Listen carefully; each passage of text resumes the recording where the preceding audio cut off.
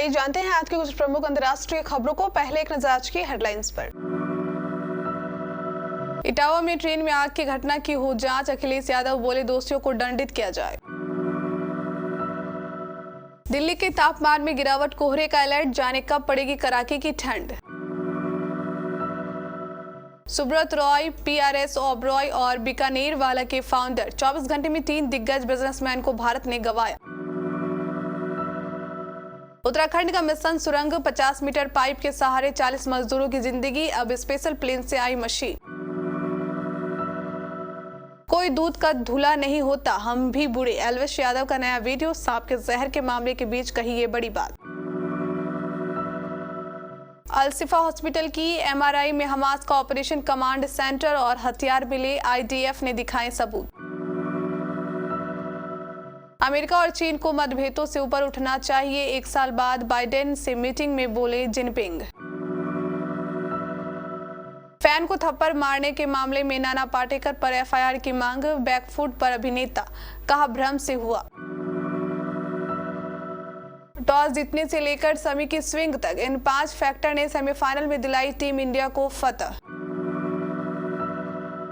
इटावा में ट्रेन में आग लगने की घटना की सपा प्रमुख अखिलेश यादव ने जांच की मांग की है। सोशल मीडिया पर एक पोस्ट में अखिलेश यादव ने कहा कि आग का कारण गैस सिलेंडर बताया जा रहा है। उन्होंने कहा कि गैस सिलेंडर की अनाधिकृत अनुमति भी भ्रष्टाचार का एक गंभीर मामला है, जिससे यात्रियों की जान जोखिम में पड़ जाती है।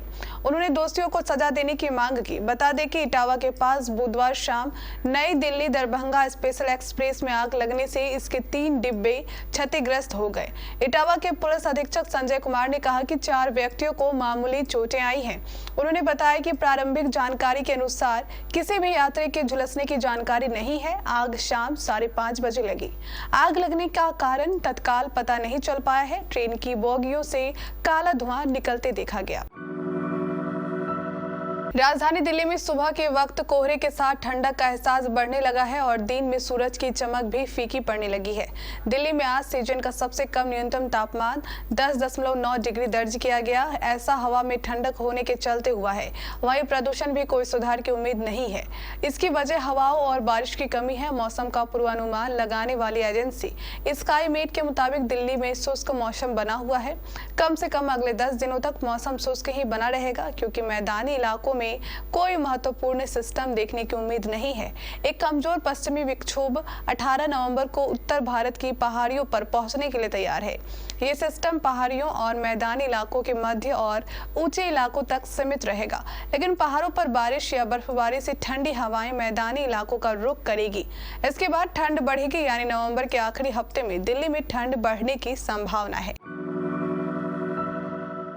भारतीय उद्योग जगत के लिए बीते 2 दिन बेहद बुरा रहा है। इसी दौरान सहारा ग्रुप के प्रमुख सुब्रत रॉय समेत 3 दिग्गज बिजनेसमैन ने दुनिया को अलविदा कह दिया। सुब्रत रॉय के अलावा पीआरएस ओबरॉय और बीकानेर वाला के फाउंडर केदारनाथ अग्रवाल का निधन हो गया। सहारा ग्रुप के प्रमुख सुब्रत रॉय का मंगलवार देर रात निधन हो गया। उन्होंने मुंबई के एक निजी अस्पताल में अंतिम सांस ली। वह काफी समय से बीमार चल रहे थे। आज उनका शव लखनऊ के सहारा शहर लाया जाएगा, जहां उन्हें अंतिम श्रद्धांजलि दी जाएगी। सहारा समूह ने एक बयान जारी कर बताया कि वे हाइपरटेंशन और डायबिटीज जैसी बीमारियों से लड़ रहे थे और कार्डियक अरेस्ट के कारण उनका निधन हुआ। 12 नवंबर को स्वास्थ्य खराब होने के चलते उन्हें मुंबई के कोकिलाबेन धीरू भाई अंबानी अस्पताल में भर्ती करवाया गया था। जब पूरा देश 12 नवंबर को दिवाली का त्योहार मना रहा था, उसे सुबह उत्तराखंड के उत्तरकाशी में 4 धाम प्रोजेक्ट के तहत ब्रह्माखाल यमुनोत्री राष्ट्रीय राजमार्ग पर सिलकियारा से डंडाल गांव के बीच निर्माणाधीन सुरंग में हादसा होता है और 40 मजदूर सुरंग के अंदर फंस जाते हैं। हादसे के 4 दिन बीत जाने के बाद भी इन मजदूरों को निकाला नहीं जा सका है। मजदूरों को सुरंग से सकुशल निकालने के लिए रेस्क्यू जारी है। बताया गया कि 50 मीटर तक सुरंग धंस चुकी है। मलबे से रास्ता ब्लॉक हो चुका है। ऐसे में रेस्क्यू करने में बहुत परेशानी आ रही है। बचाव कार्य में राष्ट्रीय आपदा प्रक्रिया बल, राज्य आपदा प्रक्रिया बल और पुलिस कर्मियों की 200 से ज्यादा लोगों की टीम मिलकर काम कर रही है। ये सुरंग 4 धाम ऑल वेदर रोड परियोजना का हिस्सा है।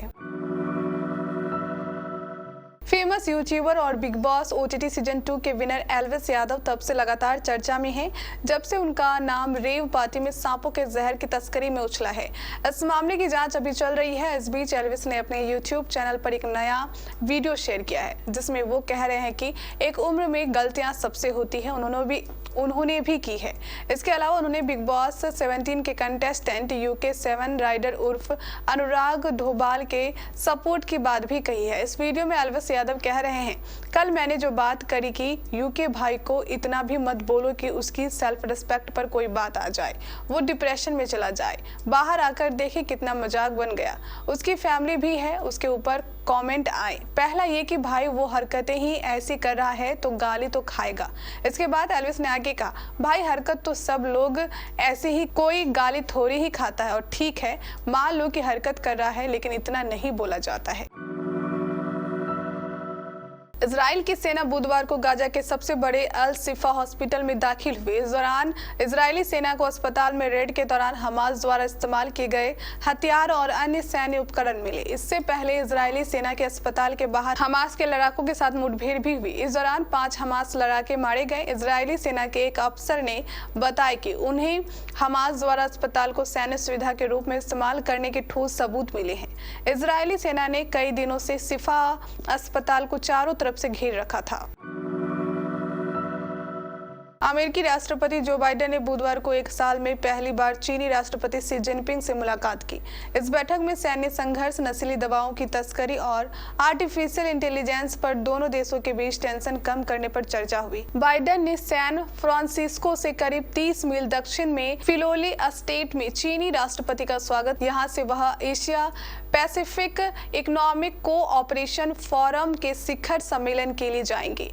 शुरुआती टिप्पणी में बाइडेन ने कहा कि अमेरिका और चीन को यह सुनिश्चित करना होगा उनके बीच कंपटीशन किसी भी तरह के संघर्ष में ना बदले और अपने रिश्ते को जिम्मेदारी से निभाए। फिल्म अभिनेता नाना पाटेकर ने वाराणसी में शूटिंग के दौरान एक फैन को थप्पड़ मार दिया था, जिस पर अब प्रतिक्रियाएं आनी शुरू हो गई है। आजाद अधिकार सेना के राष्ट्रीय अध्यक्ष अमिताभ ठाकुर ने फिल्म स्टार नाना पाटेकर द्वारा कल मंगलवार 14 नवंबर 2023 को वाराणसी में एक फैन को थप्पड़ मारे जाने और उनके क्रू द्वारा उसका गला दबोचे जाने के मामले में एफआईआर दर्ज किए जाने की मांग की है। उधर बैकफुट पर आए अभिनेता ने कहा कि ऐसा भ्रम के चलते हुआ। नाना ने कहा कि हमें लगा हमारे क्रू का ही आदमी है, लिहाजा सीन शूट करने में ऐसा हुआ। फिर भी मैं माफी मांगता हूं। पुलिस कमिश्नर वाराणसी को भेजी अपनी शिकायत में अमिताभ ठाकुर ने कहा है कि नाना पाटेकर ने जर्नी फिल्म के शूटिंग के दौरान दशाश्वमेध घाट के पास शूटिंग के दौरान सेल्फी ले रहे फैन को एक जोरदार थप्पड़ जड़कर भगाया। क्रू मेंबर द्वारा उस फैन की गर्दन भी मरोड़ी गई, जिसके संबंध में वायरल हो रहे वीडियो को देखने से स्पष्ट है कि यह एक आपराधिक कृत्य है। सलमान खान की फिल्म टाइगर 3 दिवाली के मौके पर सिनेमा घरों में रिलीज हुई थी। फिल्म ने रिलीज होने के साथ ही बॉक्स ऑफिस पर कई रिकॉर्ड तोड़ दिए थे। टाइगर 3 ने बॉक्स ऑफिस पर शानदार कमाई की थी, लेकिन 3 दिन बाद ये कमाई घटकर आधी हो गई है। फिल्म के कलेक्शन में बहुत ज्यादा गिरावट आ गई है। टाइगर 3 का ये चौथे दिन का कलेक्शन सामने आ गया है, जिसे देखकर लग रहा है कि अगर फिल्म का ऐसा ही हाल रहा तो मेकर्स के लिए मुश्किल खड़ी हो सकती है। टाइगर 3 में सलमान के साथ कैटरीना कैफ और इमरान हाशमी लीड रोल में नजर आए हैं। फिल्म में इमरान ने विलन का किरदार निभाया है और उनकी एक्टिंग को हर बार की तरह काफी पसंद किया जा रहा है, मगर अब इमरान का जादू भी लोगों पर चलना बंद हो रहा है। सलमान खान के फिल्म ने पहले 3 दिन शानदार कमाई की है। फिल्म ने 2 दिन में ही 100 करोड़ के क्लब में एंट्री कर ली थी। सैक निल्क की रिपोर्ट के मुताबिक टाइगर 3 ने चौथे दिन 22 करोड़ का कलेक्शन किया है। टाइगर 3 अब 150 करोड़ के क्लब में शामिल हो गई है। चौथे दिन के बाद फिल्म का कलेक्शन 169.50 करोड़ हो गया है।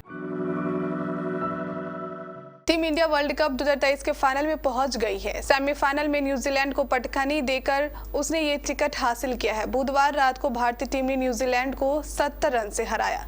टीम इंडिया ने पहले बल्लेबाजी करते हुए 397 रन का विशाल स्कोर खड़ा किया। जवाब में न्यूजीलैंड की टीम 327 रन ही बना सकी। मैच की पहली लड़ाई ही भारत के पक्ष में गई। रोहित शर्मा ने टॉस जीतकर पहले बल्लेबाजी चुनते ही कीवियों को मनोबल तोड़ दिया था। दरअसल वानखेड़े स्टेडियम में इस बार डे नाइट मैचों में टॉस जीतो मैच जीतो वाला फॉर्मूला ही काम कर रहा है। यहाँ दोपहर में बल्लेबाजों को खूब मदद मिलती है और रात में दूसरी पारी के शुरुआती 20 ओवर तेज गेंदबाजों को जोरदार स्विंग मिलती है। यही कारण है कि यहाँ पहले बल्लेबाजी करने वाली टीम बड़ा स्कोर बनाती है और दूसरी पारी में टीमें शुरुआती 20 ओवर में ही घुटने टेक देती है। हालांकि न्यूजीलैंड के बल्लेबाजों ने यहाँ बेहद सूझबूझ भरी बल्लेबाजी करते हुए मैच को काफी लंबा खींच डाला।